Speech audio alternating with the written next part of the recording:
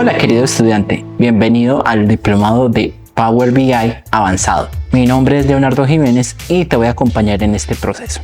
Hablamos un poquito de lo que vamos a ver en este diplomado. Este diplomado contiene 4 unidades. Vamos a ver las funciones de DAX un poco más en profundidad.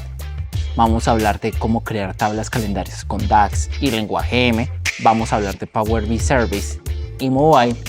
Y vamos a hablar de algunos tips y funciones adicionales que te pueden ser útiles en Power BI.